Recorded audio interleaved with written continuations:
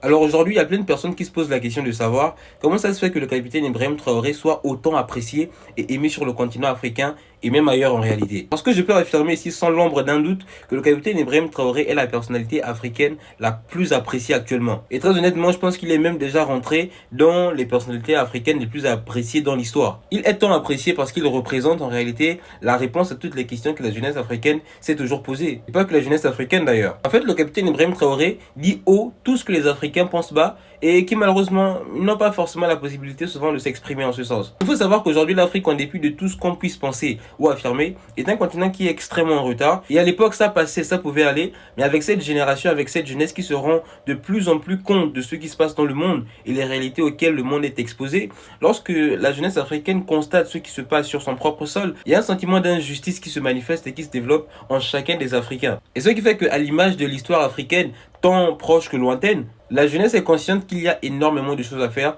mais elle manque souvent de leader. Vous savez, un leader en réalité, c'est pas la personne qui affirme l'être, c'est la personne qui montre qu'elle l'est. Et donc un leader, ça se reconnaît, ça ne s'auto-proclame pas. Et c'est justement ce qui est marquant et frappant avec le capitaine Ibrahim Traoré, c'est qu'il valorise l'Afrique, il valorise, en réalité, il respecte tous les peuples, mais il essaie simplement de mettre en avant le fait que l'Afrique aussi doit compter, l'Afrique doit être responsable de son destin et que les puissances étrangères n'ont aucun droit à décider de l'avenir de l'Afrique. Et malheureusement aujourd'hui, il y a des personnes qui ne sont pas conscientes de ça. Il y a des personnes qui pensent qu'on vit dans un monde de bisounours, où tout est parfait, tout est bien, où il n'y a pas de rapport de force entre dominant et dominé. Réveillez-vous s'il vous plaît. On ne vit pas dans un monde, on ne vit pas dans une série Disney. Le monde dans lequel on vit aujourd'hui, c'est un monde où si vous n'êtes pas fort, vous ne montrez pas que vous êtes fort. En réalité, vous allez vous faire marcher dessus. Et le monde, il a toujours été comme ça. Il sera toujours comme ça. N'hésitez pas à me dire dans les commentaires si vous voyez un leader africain qui est aussi aimé en ce moment, aussi apprécié que le capitaine Ibrahim Traoré.